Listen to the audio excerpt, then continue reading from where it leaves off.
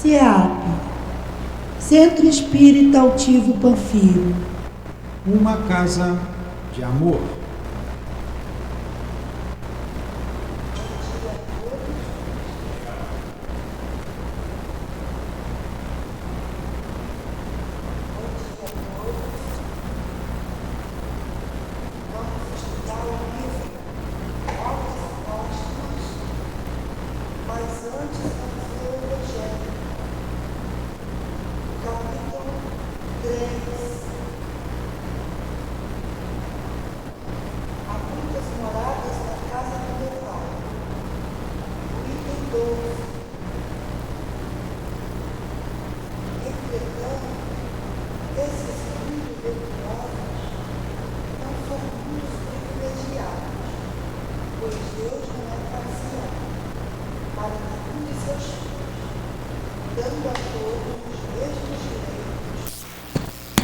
E as mesmas facilidades para chegarem até eles.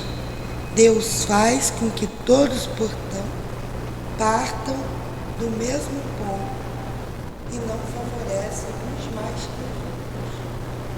Os primeiros lugares são acessíveis a todos, para que possam conquistá-los pelo seu trabalho, alcançá-los o mais rápido possível, ou definhar durante séculos.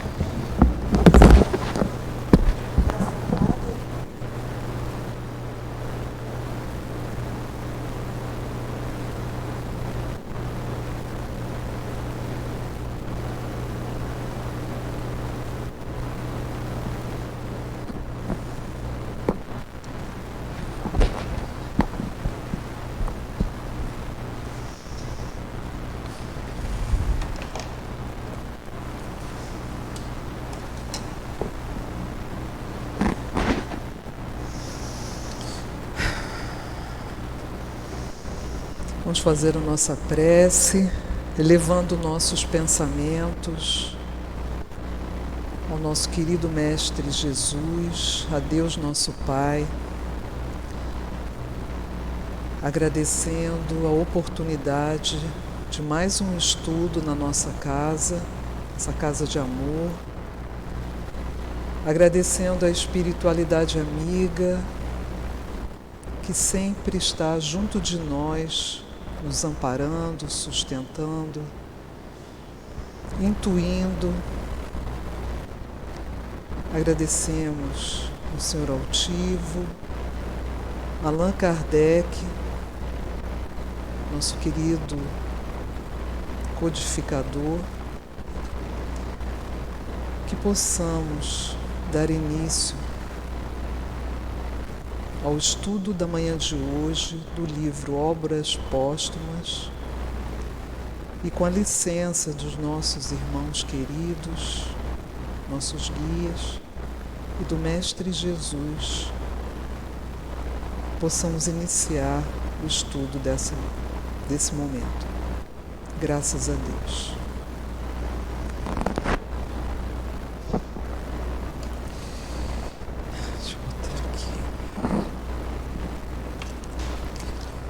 Bom dia a todos. Nós vamos hoje estudar a música espírita. Na aula passada vimos a música celeste.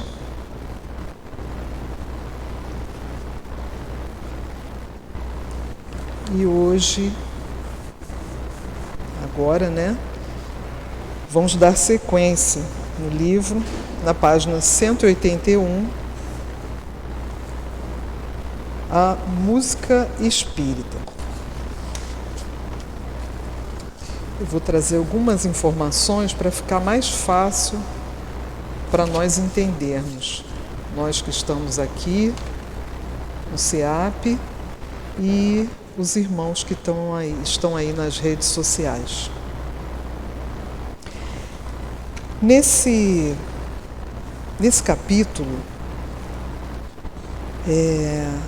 Kardec coloca, ele faz um estudo em relação à música a música celestial, a música espírita, com mensagens trazidas pelo músico Rossini.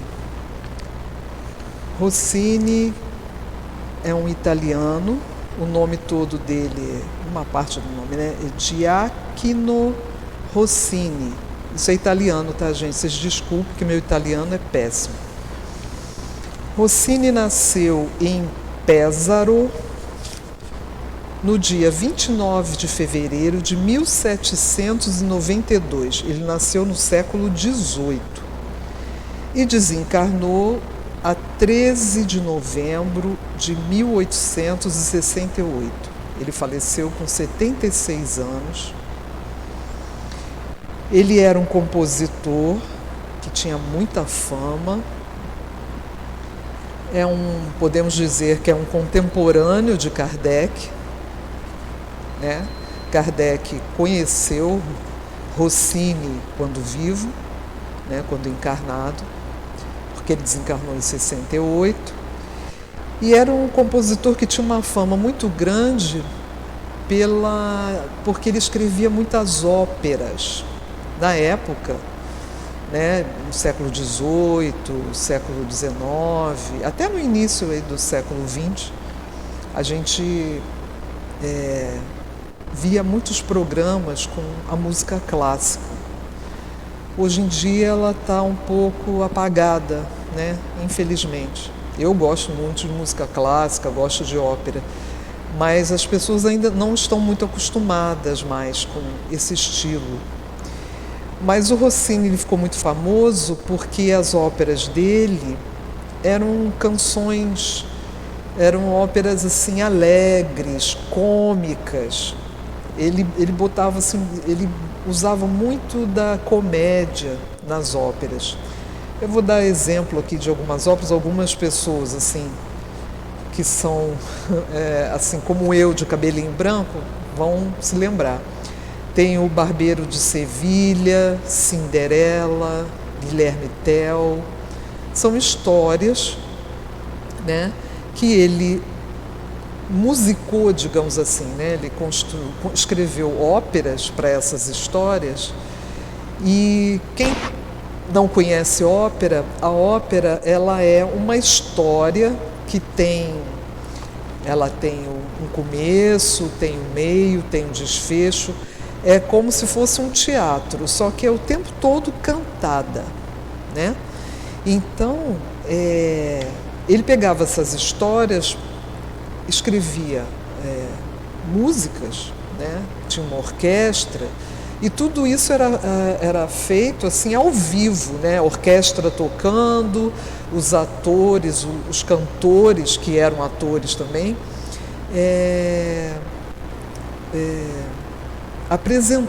representando aquela história, sempre cantando. Eles não falavam muito pouco, né? É quase tudo com canções. Tanto que quando você ia assistir uma ópera, existia um livrinho que era chamado libreto. É um livrinho que vem explicando todos aqueles momentos da ópera. Aí tem a entrada, o início, o meio, o desfecho. E as óperas dele eram alegres, então ele ficou famoso, as pessoas gostavam, né? Eles se divertiam, achavam engraçado a história. Esse Barbeiro de Sevilha tem uma parte que o tenor, que é um tipo de voz da ópera, ele canta Fígaro. Isso é o mais conhecido assim, que eu acho que alguém pode lembrar. E essa música faz parte dessa história do Barbeiro de Sevilha. Eu não vou saber contar mais coisas para você, que eu confesso que eu não conheço muito bem. Mas quem for procurar aí na internet acha ópera, acha pedaços dessa ópera, acha essas músicas, Fígaro e etc. E tem outra canção, eu não sei se faz parte de uma ópera, que eu acho muito bonitinho, que vocês vão achar também na internet, que é uma canção que é um dueto de gatos. ele escreveu uma musiquinha, uma música muito bonitinha que normalmente são 2 pessoas, 2 crianças ou mais cantores, eu já vi com 4, cantando, e o tempo todo a letra é miau. Ele é muito bonitinho, se vocês procurarem na internet vocês vão ver. Eu apresentei para os meus netos, eles adoraram. Então ele começou a compor quando ele tinha 12 anos. Naquela época as pessoas estudavam muito cedo, né? E provavelmente Rossini tinha esse talento, né? Para você ver, com 12 anos ele já começou a compor, né? Ele estudou diversos instrumentos, né? Apresentou a primeira ópera aos 18 anos em Veneza, em 1810. E é isso que eu tenho aí para dizer. Ele ficou muito conhecido, era muito estimado pelas pessoas. Ficou famoso, né? Ele ficou famoso, conseguiu ter uma vida abastada. E voltando aqui para o nosso livro, Obras Póstumas, Kardec vai se utilizar de 2 mensagens de Rossini para explicar a música espírita. Não é que esteja falando aqui de músicas feitas pelo espiritismo, não é isso. Naquela época, mal se tinha editado o Livro dos Espíritos, o Livro dos Médiuns, o Evangelho, né? Ainda não se tinha uma preocupação com música puramente espírita, né? Ele está falando aqui, o que Kardec vai tá querendo colocar para a gente nesse estudo é a música elevada, a música celestial, né? E aí Rossini foi chamado, né, através de um médium, para ele vir através de um médium, ele já estava desencarnado, para ele explicar o que ele entendia dessa música celestial que existe no plano superior a nós, né, no plano espiritual. E aí a mensagem começa assim. Isso é um médium, né, falando, Rossini falando através de um médium.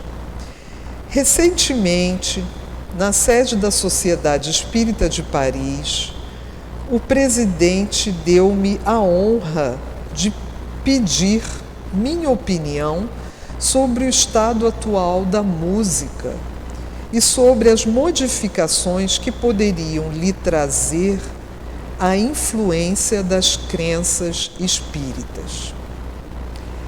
Se não cedi de pronto a esse benévolo e simpático apelo, creiam-no, meus senhores, que só uma causa superior motivou minha abstenção. Ou seja, foi feito um pedido a ele para ele dar uma opinião sobre como que era a música no plano espiritual. Como que ele via a música, quais as modificações que a música sofria, qual a diferença da música no plano espiritual para a música aqui no nosso plano material. E ele se sentiu incomodado, ele ficou assim, gente, eu não sei o que dizer, eu ainda não estudei sobre isso, embora um grande músico, conhecedor de instrumentos, escrevia músicas, óperas, canções, músicas sacras, ele não quis dar opinião naquele momento, tanto que diz assim, se não cede de pronto a esse benévolo e simpático apelo, creiam-no, meus senhores, que só uma causa superior motivou minha abstenção. Aí ele continua, os músicos são homens como os outros, mais homens talvez, e esse e nesse caso são falíveis e sujeitos a pecar. Ele está se colocando aqui junto a todos os homens, né? Não quer dizer que por ele ser músico, ele tinha esse conhecimento. Ele precisava se informar no plano espiritual, ele precisava ter um tempo para saber o que dizer a respeito da música no plano espiritual. Nunca estive isento de fraquezas, e se Deus me fez a vida longa, ele viveu 76 anos, que naquela época não era muito comum viver isso tudo não, ele viveu bastante. Se Deus me fez a vida longa a fim de me dar tempo para me arrepender, a embriaguez do sucesso, a complacência dos amigos, as lisonjas dos cortejadores tiraram-me muitas vezes o meio para efetivar esse empreendimento. Ele está querendo dizer que ele sentia vaidade, orgulho, ele era muito querido, muito exaltado, né?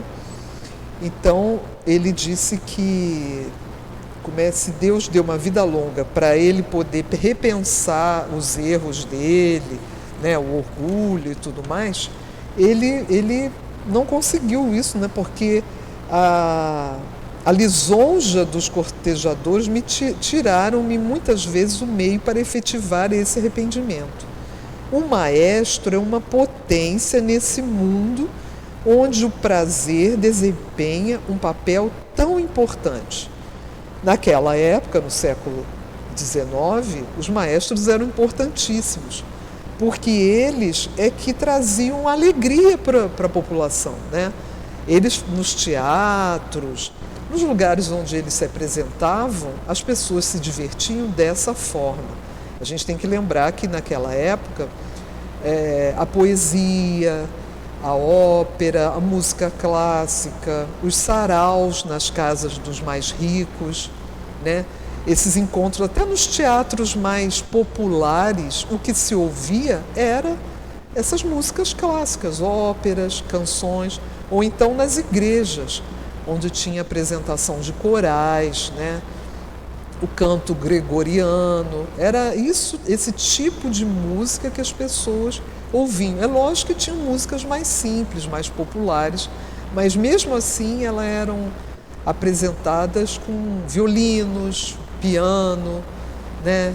Até, nem sei se, acho que não existia o violão que a gente conhece hoje, mas alguns instrumentos de cordas parecidos. Desculpa, gente.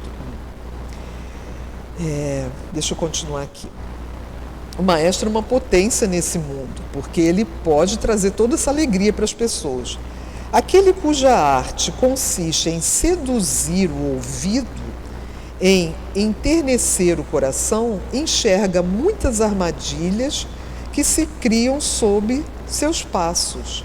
E ele aí cai, o infeliz.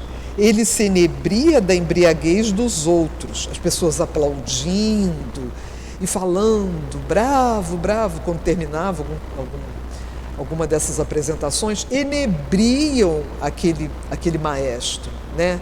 Aquilo enche o ego dele, então ele ficava, né? Ele está dizendo que todos os músicos, todos os artistas passavam por isso, porque são homens comuns.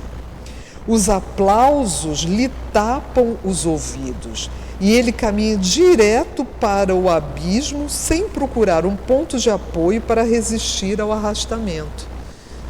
Ele acaba se orgulhando, né? Ficando vaidoso, porque aquilo é difícil, gente. Pensa bem, um palco, assim, um teatro lotado de gente te aplaudindo. A pessoa tem que ter muita elevação moral para agradecer e se manter normal, sem sentir o tal, né? Mas ele está dizendo aqui que era muito difícil, né? Todavia, apesar dos meus erros, eu tinha fé em Deus. Então aqui está vendo que ele acreditava em Deus, que ele seguia uma religião, acreditava na alma que em mim vibrava e, libertada de sua gaiola sonora, reconheceu-se rapidamente no meio das harmonias da criação e confundiu sua prece com as que se elevam da natureza ao infinito, da criatura ao ser incriado. O ser incriado é Deus, né, gente? Ninguém criou Deus. Então ele está aqui nos falando que ele tinha esse pressentimento, ele tinha essa sensação de uma alma, de uma coisa maior, né, ele falou da natureza, que a natureza também tem essa capacidade de inebriar, de levar a Deus, né? E ele colocou aqui, acreditava na alma que me vibrava e liberta de sua gaiola sonora, reconheceu-se rapidamente no meio das harmonias da criação. Ou seja, quando ele desencarnou, ele rapidamente percebeu que ele estava em outra esfera, né? muito mais sutil e muito mais assim inebriante, mais harmoniosa do que é o nosso mundo. O nosso mundo é o mundo material, ele é mais duro, é mais denso, né? Há uma mistura de beleza com sofrimento. Nosso planeta ainda é um planeta atrasado, né? Então ele dizendo que quando ele se libertou do corpo físico, ele teve essa noção de que estava num lugar mais puro, digamos assim. Sou feliz, ele dá continuidade, pelo sentimento que minha vinda entre os espíritas provocou, pois foi a simpatia que o determinou. E se a curiosidade foi o que a princípio me atraiu, é ao meu reconhecimento que devereis minha apreciação da questão que me foi proposta. Então ele está falando que ficou muito feliz quando os espíritas o convocaram, né, o evocaram para ele dar a sua opinião. Ele ficou muito feliz e foi por simpatia que ele se sentiu atraído. Ele provavelmente não conhecia muito bem o espiritismo, eu não sei se ele conhecia. Talvez por curiosidade, como ele disse, né? E se a curiosidade foi o que a princípio me atraiu, é ao meu reconhecimento que devereis minha apreciação da questão que me foi proposta. A questão que fizeram para ele, a pergunta, ele deu importância a isso e se propôs a responder. Eu estava ali pronto para falar, acreditando tudo saber, quando meu orgulho, desmoronando, desvendou minha ignorância. Ou seja, quando o senhor, lá no início, né, alguém da Sociedade Espírita de Paris fez essa pergunta para ele sobre a música no plano espiritual, ele, nesse momento, ele viu o orgulho dele se desmoronando, que ele pensou, meu Deus, eu não sei nada da música espiritual. Eu sei tudo de música, mas isso aí eu não sei. Tá vendo? Aí ele falou, né? O meu orgulho desmoronou e desvendou minha ignorância. O orgulho dele se desmanchou, que ele pensou assim, meu Deus, eu não sei. O que eu vou dizer? Fiquei mudo e ouvi. Ele ouviu a pergunta. Voltei, instruí-me e quando as palavras de verdade emitidas pelos vossos instrutores juntaram-se à reflexão e à meditação, disse a mim mesmo, o grande Rossini, ele está falando dele, o grande Rossini, o criador de tantas obras-primas, segundo os homens, nada mais fez. Que pena. Interessante, né? Ele fez uma autoavaliação. Eu, tão grande, tão poderoso, sei tanto de música, fiz tantas músicas, mas na verdade não fiz nada. Ele se sentiu assim, né? Que pena. Do que debulhar, né? Ele fez tantas coisas, do que debulhar algumas de suas pérolas menos perfeitas do escrínio musical criado pelo mestre dos mestres. Rossini reuniu notas, compôs melodia, está falando dele ainda, que ele reuniu notas para fazer a música, compôs melodias, bebeu na taça que contém todas as harmonias, roubou algumas centelhas do fogo sagrado, mas esse fogo sagrado, nem ele, nem outros o criaram. Ou seja, o fogo sagrado vem de Deus, né? Então ele está dizendo, eu usei esse fogo, mas ele não foi criado por mim.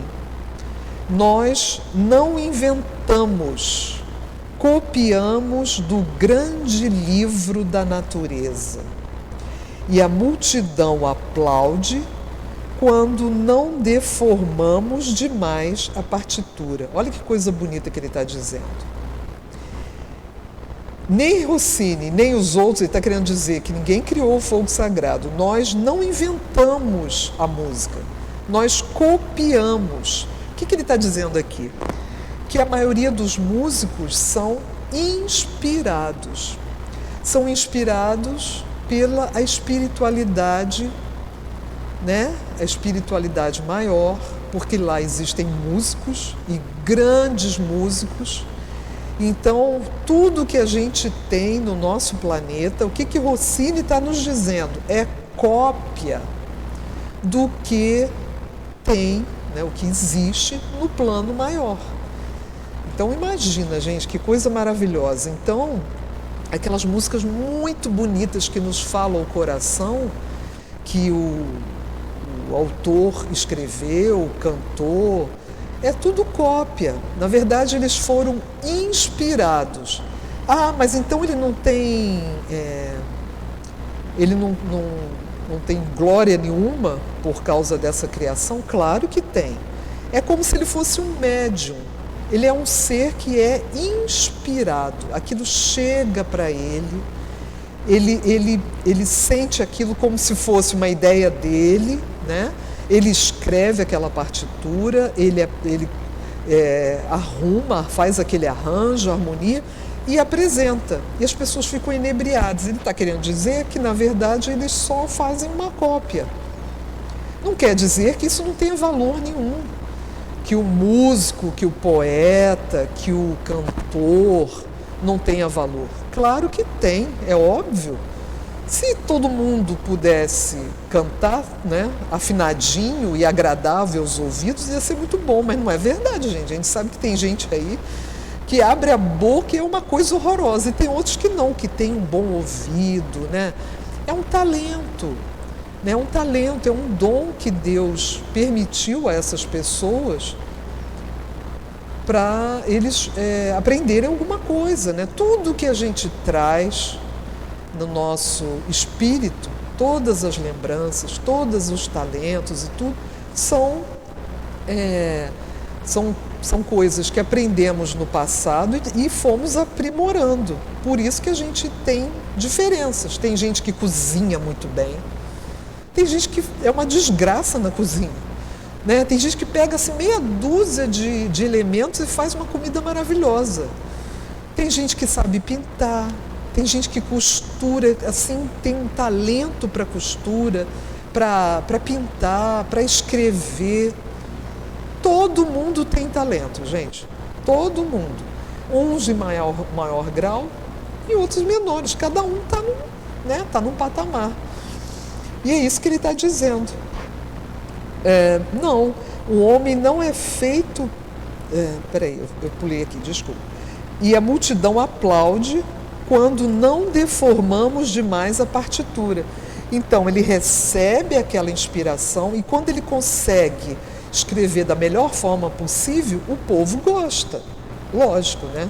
Então, ele fala, não deformamos a partitura. A partitura é aquele papelzinho, né, que vem com aquelas linhas, tem uma clave de sol ou uma clave de fá, que eles colocam as notas. O músico escreve, eu acho isso aí para mim, é um troço assim, que é pior que inglês, porque ele vai colocando as notas no local certinho naquelas linhas, eu acho que são 6, eu não lembro mais, gente. E aí ele vai escrevendo aquelas notas, uma depois da outra, e depois ele lê. Eu não tenho a menor ideia como é que eles leem aquilo, não é? É lindo. Eles olhando aquilo ali, isso aqui é um dó, isso aqui é um si, isso aqui é um fá, não sei o quê. Ele vai juntando na cabeça dele, é mesmo como ler um livro. Ele lê ali e ele sabe que música que tem ali. Eu acho isso, nossa, isso para mim, teria que estudar uma outra vida, porque essa aqui não vai dar não, deve ser muito difícil, né? Nossa mãe, mas é belíssimo, eu acho maravilhoso. E não é só música clássica não, tem partitura para samba, para música sertaneja. Partitura, ela serve para qualquer tipo de música. Tanto que o cara que é bom, que sabe ler, você está lá, vai fazer uma apresentação, aí o teu, sei lá, o cara que ia tocar o violão não pôde vir.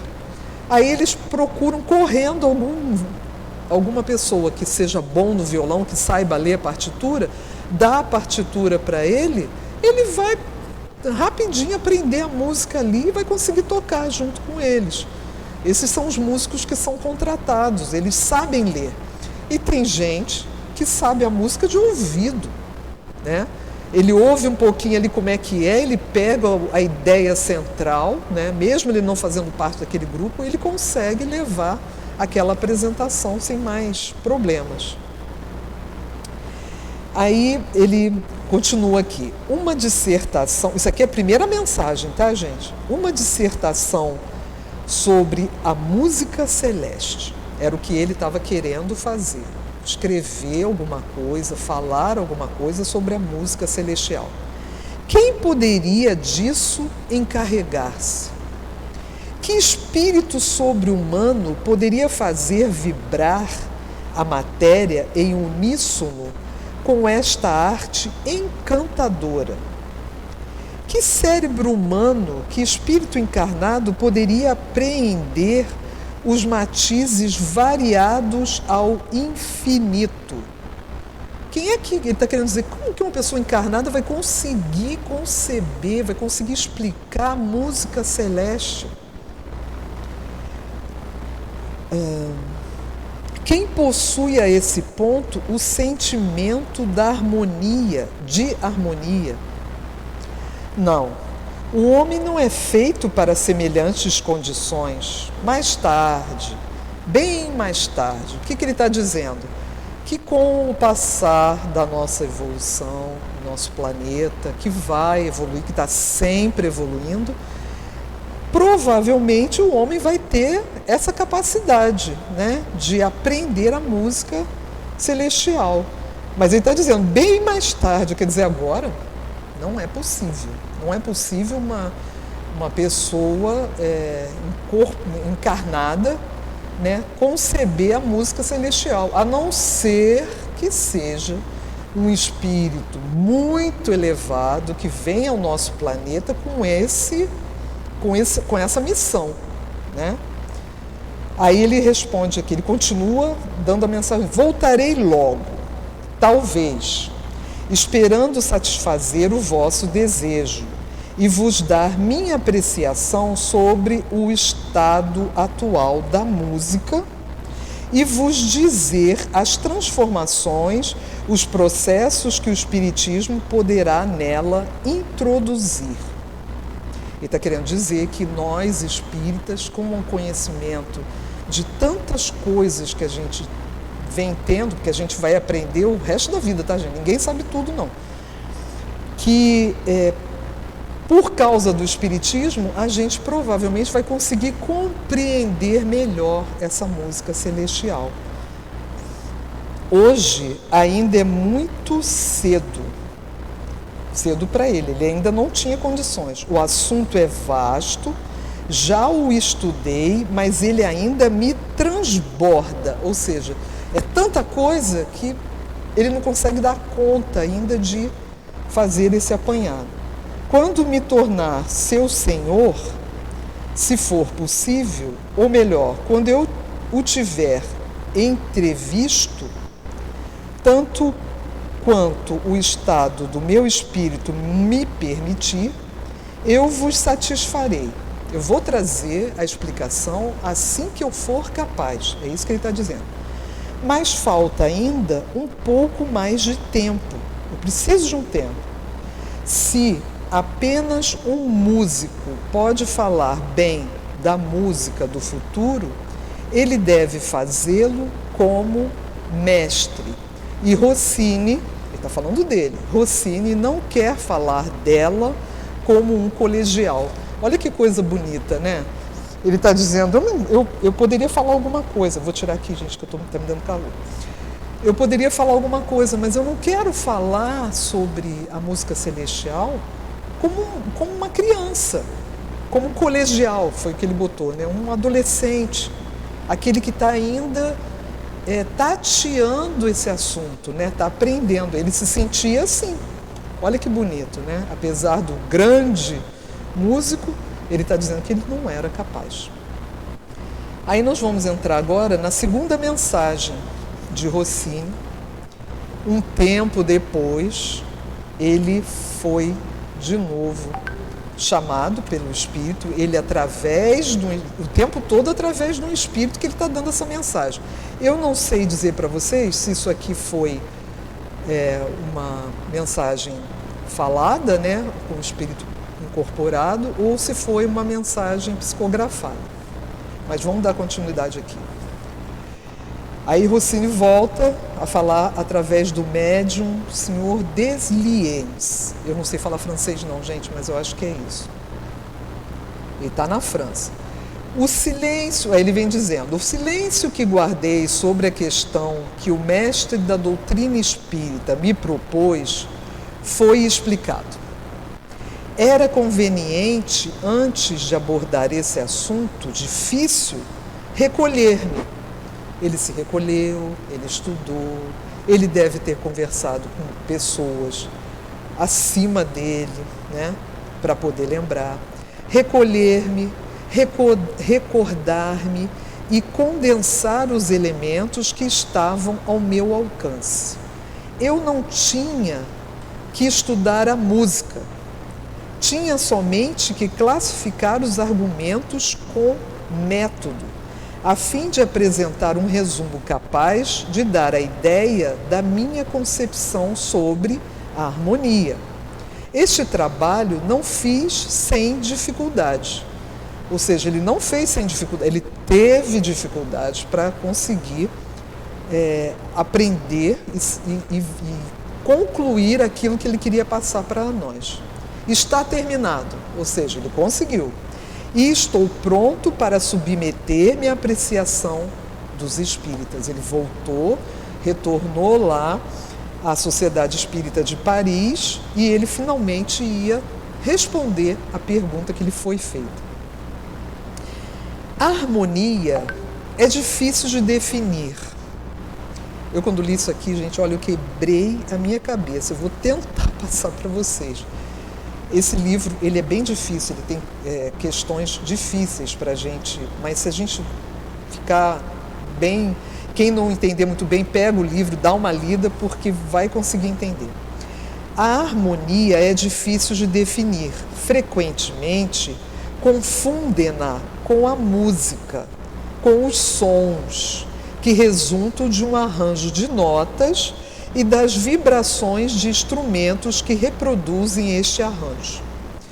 Então, o que ele está dizendo? Que a harmonia, normalmente as pessoas acham que aquilo que elas ouvem, os instrumentos tocar, a pessoa cantar, é harmonia. Isso não é harmonia. O que a gente ouve é a música, são os instrumentos vibrando, né? É aquelas notas arrumadinhas na partitura, isso é a música. Mas a harmonia não é isso, absolutamente, tanto quanto a chama não é a luz. Olha que comparação bonita que ele faz. Vamos imaginar uma vela acesa, aquele foguinho ali, tremulando na beirinha da vela.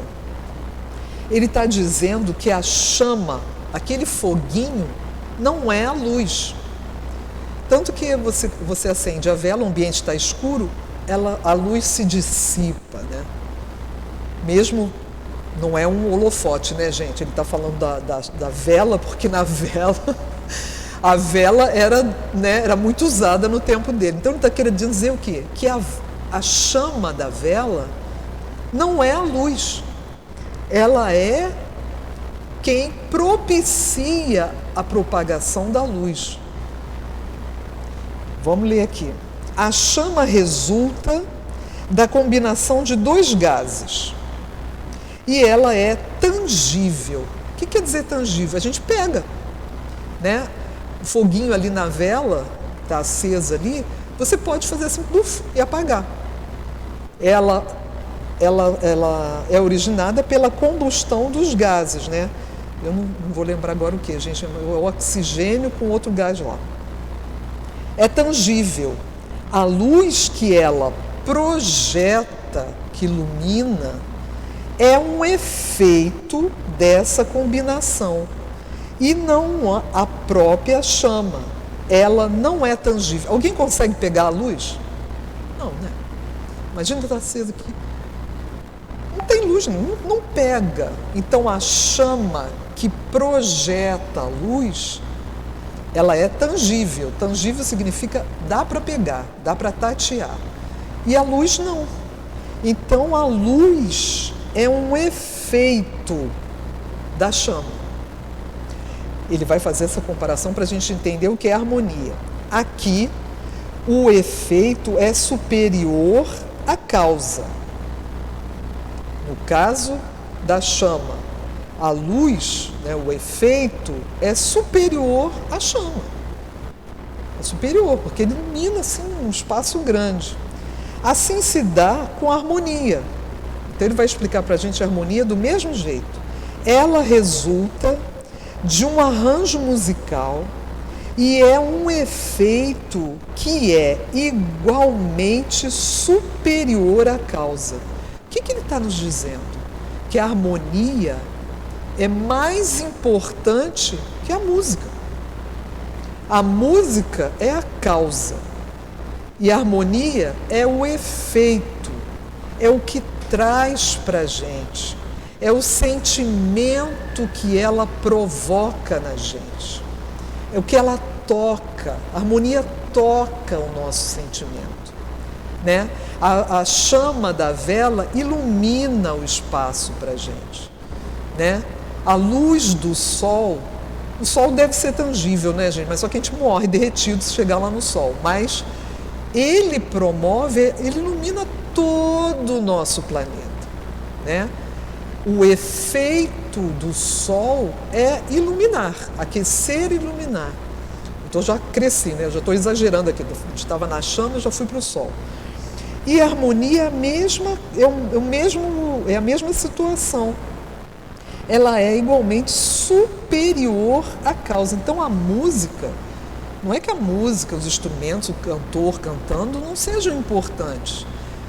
É tudo, né, juntos, harmonia e música é que vão te tocar, vão te fazer bem ou mal. Né? Se for uma música horrorosa, com gente desafinada, instrumento tudo ruim, aquela harmonia desenvolvida ali, ela é horrorosa. Você fica, meu Deus, que coisa ruim, não quero ouvir isso. Você desliga a música, você não aguenta. E isso tudo tem a ver também com o nosso sentimento. A gente tem um sentimento de atração por determinadas músicas, cada um a sua música, né? Tem música que você gosta muito, você quer ouvir toda hora. Você gosta quando toca no rádio, você compra a música para ouvir em casa. E tem outras que você não quer nem ver. Não, Deus me livre ouvir isso, não gosto. Ele vai falar sobre isso. Então, o efeito é sutil e não tangível. Pode-se conceber a luz sem chama e compreende-se a harmonia sem a música. Olha que coisa difícil. Ele está dizendo que pode-se conceber a luz sem a chama. Pode, né? A gente está com luz aqui, se apagar as luzes aqui, a gente vai continuar com luz.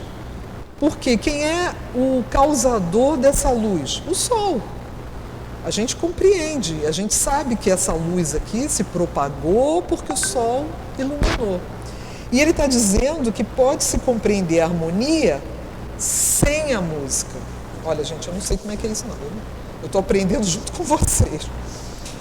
Sem a música, a alma está apta a perceber a harmonia fora de todo concurso de instrumentação, como está apta a ver a luz fora de todo concurso de combinações materiais. O que ele está dizendo aqui? Que a gente pode ver a luz, né? E entender a harmonia sem instrumento, sem música, no sentimento. A gente sente que aquela pessoa está iluminada, ela passa um bem-estar para você quando ela te abraça, ela está com luz nela. Você não enxerga, mas você concebe, ou seja, você compreende. A pessoa que está mal, que está baixo astral, que está triste, que está raivosa, ela não emite luz, ela está mal, ela está precisando de luz, né? Aí você chega perto e fala, ai meu Deus, cheguei perto ali, me senti tão mal. Pessoas com pensamentos desagradáveis, ruins em relação aos outros, né? Então é isso que ele está dizendo, a gente percebe a harmonia, a gente compreende a harmonia e a luz pela nossa alma, pelo sentimento que esses fenômenos, né, nos causam. Você está compreendendo? Está muito difícil? Ai, graças a Deus, porque, cara, é difícil. Tá entendendo, Thiago? Nossa, é complicado, né? Mas é complicadinho.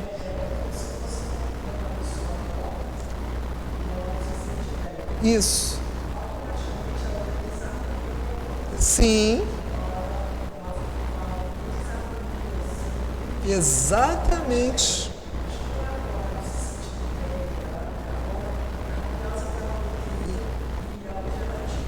Isso.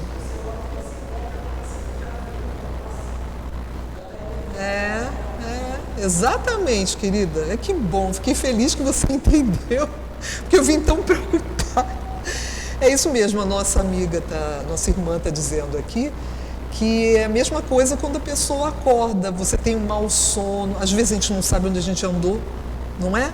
Espiritualmente, ou se a gente dormiu preocupada com uma coisa e ficamos tentando resolver aquilo no plano astral, no plano espiritual, e aí a gente acorda mal, ou se a gente brigou com alguém na noite anterior, aí foi dormir e fica mal, ela deu uma explicação ótima, você acorda desarmônico, você acorda, né, todo, aí você tem que aos poucos, ao longo do dia, se despojando daquilo.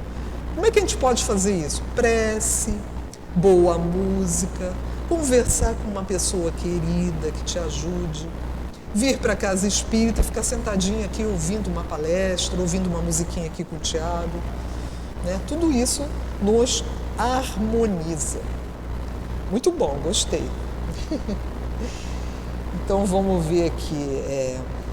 A luz é um sentido íntimo que a alma possui. Quanto mais desenvolvido é este sentido, melhor ela percebe a luz. A harmonia é igualmente um sentido da alma.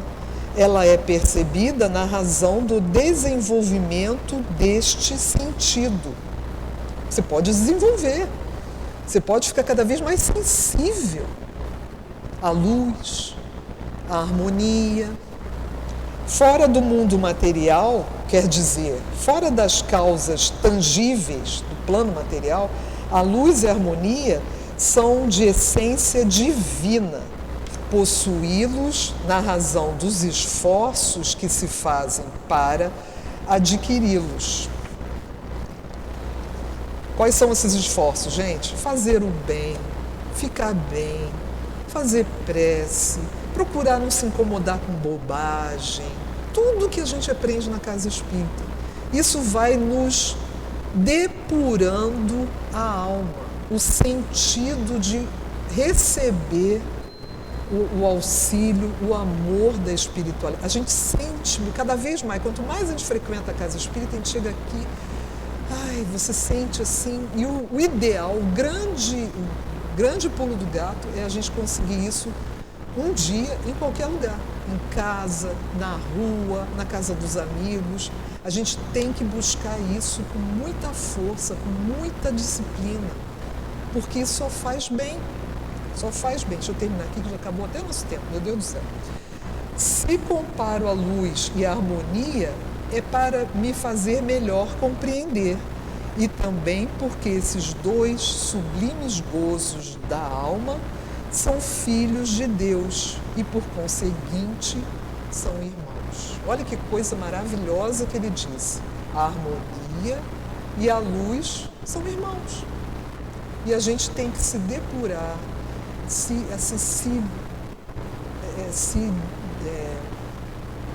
retirar esses maus sentidos que nós temos, orgulho, vaidade, mágoa.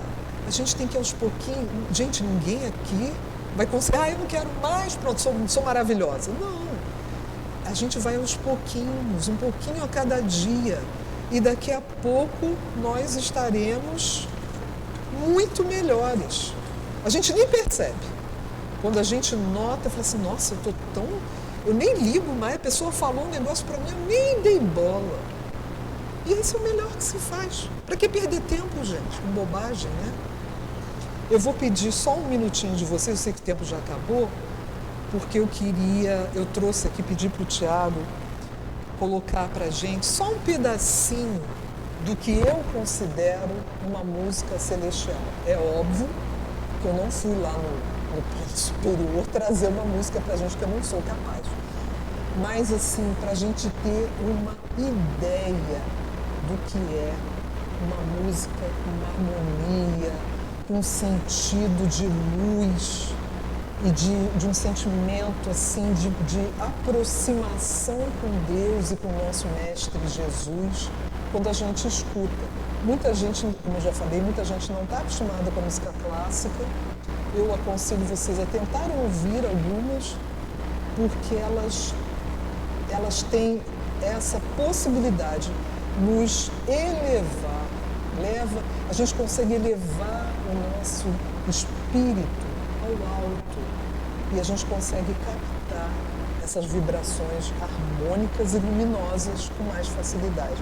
Ele vai botar só um trechinho, depois vocês podem procurar na internet, que tem de várias formas, no piano, orquestra, corais. Ela chama-se Jesus é a Alegria dos Homens. Ela foi composta por um músico que eu considero que mais perfeitamente trouxe a música celestial para o nosso plano, se chama Bach. Se escreve B-A-C-H. E é uma música, para mim, maravilhosa. Vamos ouvir só um pedacinho.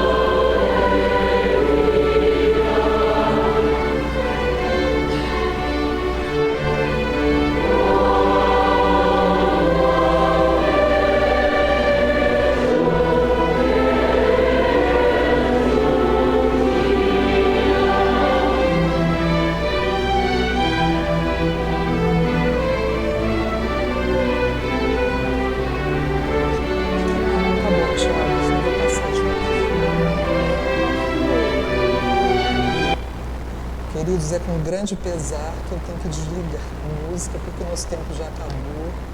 Eu convido a todos a ouvir essa música em casa, com calma, fechem os olhos, pensem em Jesus, faça uma prece, conversando com ele, agradecendo